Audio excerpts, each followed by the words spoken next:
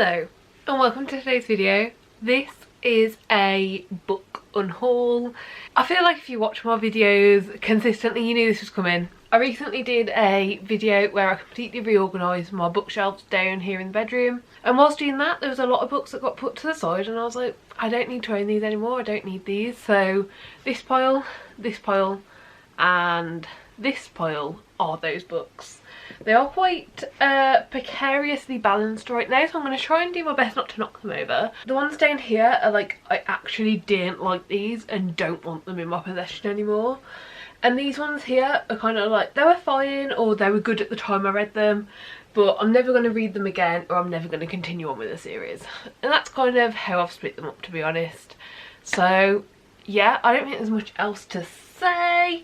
These books are going to be offered to family first. If there's any that I feel like there's anyone particular will be interested in, I'll message them personally. But yeah, after that I'll probably just split them up into ones that are in as new condition, because there are some that I brought brand new, read and haven't loved, such as like this one, this one, this one.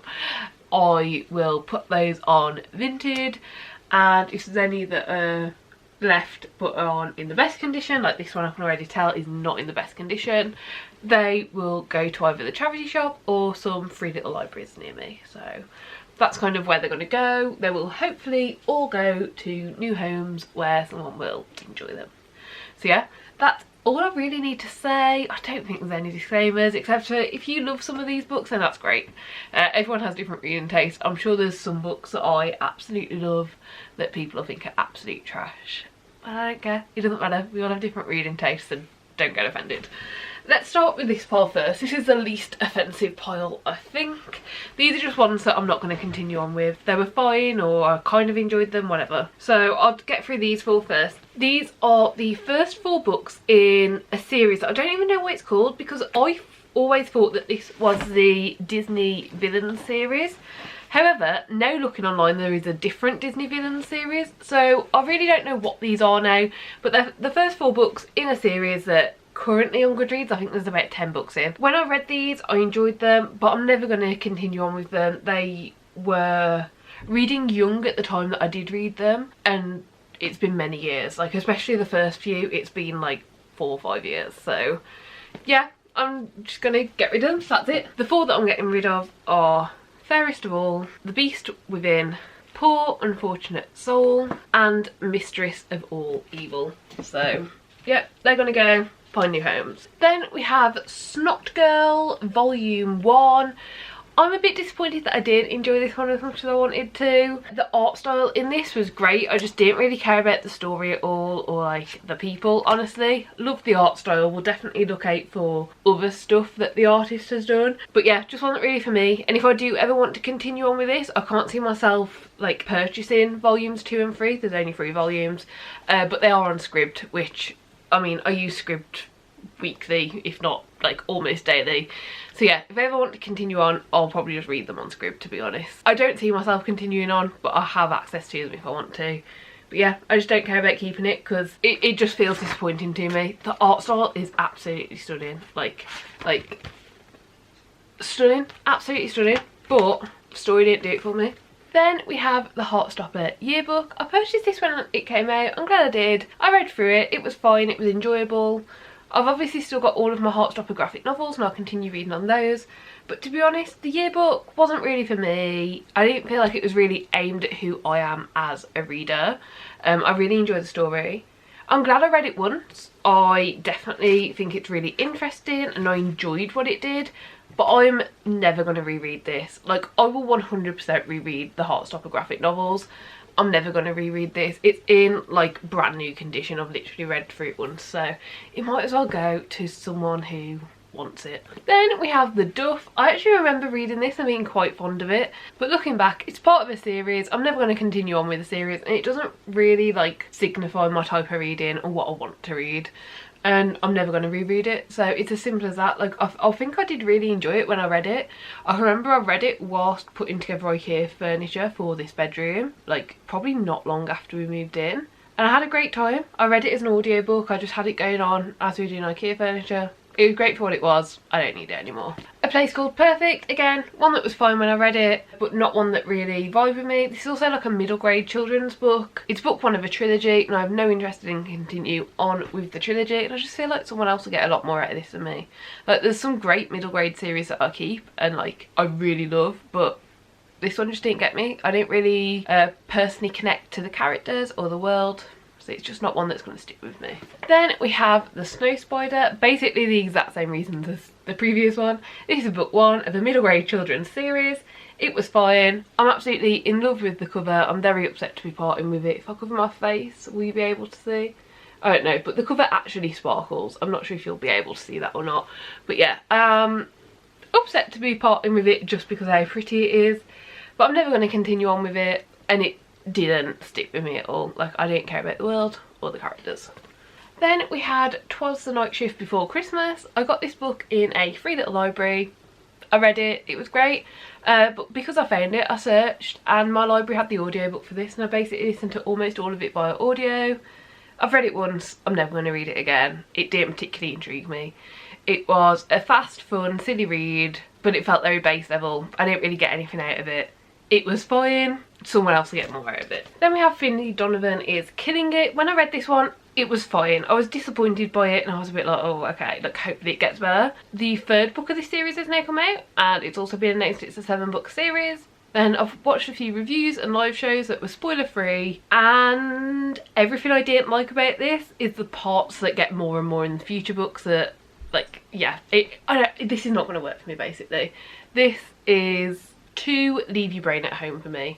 So yeah, I'm just going to get rid of it. I'm not going to continue on with the series. I have no interest in continuing on with it, and I have no interest in rereading this, but I think this could be one that my mum likes, so I might just give it to my mum and see if she enjoys it. Then we have Evolution by Steve Jones. I think this one does have my notes in it. Oh no, only tabs, so I can take those out.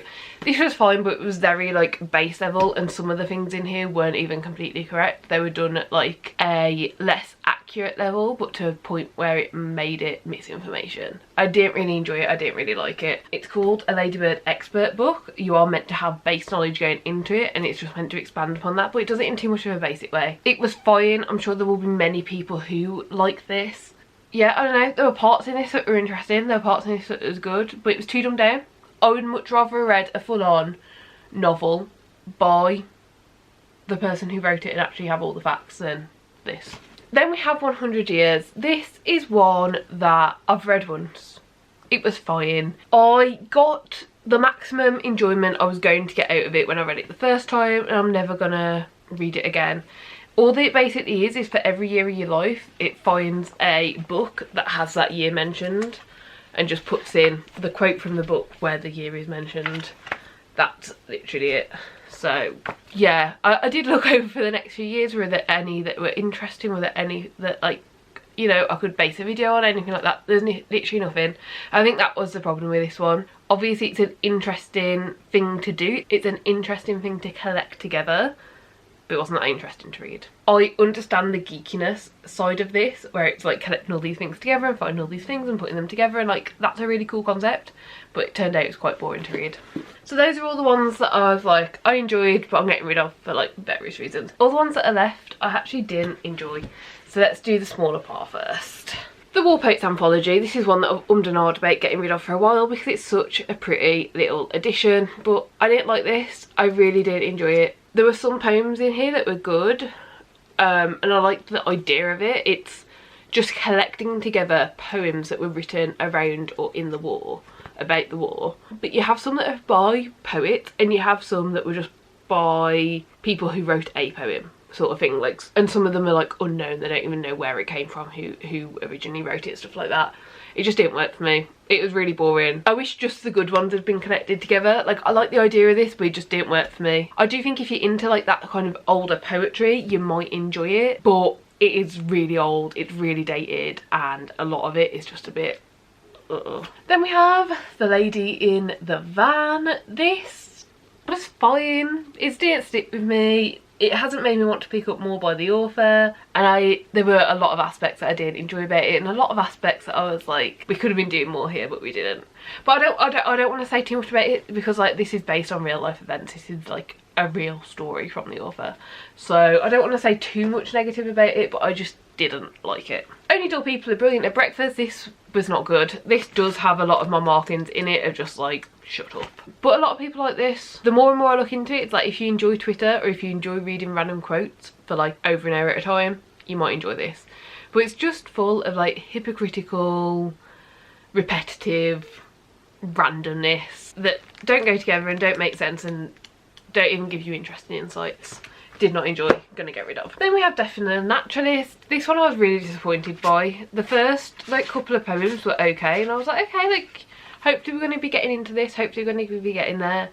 And then it just got really horrid. I don't think I would ever vibe with this person.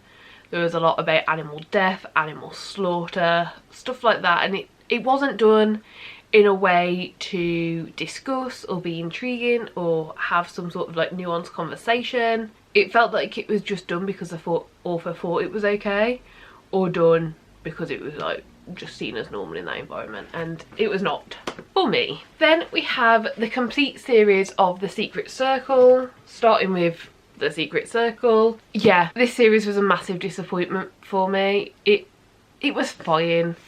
For a disappointing series, it ended in a way that was satisfying enough. There were aspects of this that I wish the TV show would have done. The TV show got cancelled after one season and it only focused on 6 main characters. This has 12 main characters, and I do wish that the TV show would have taken that from it because I do think we would have got more out of it. But apart from that, it was dated and mediocre.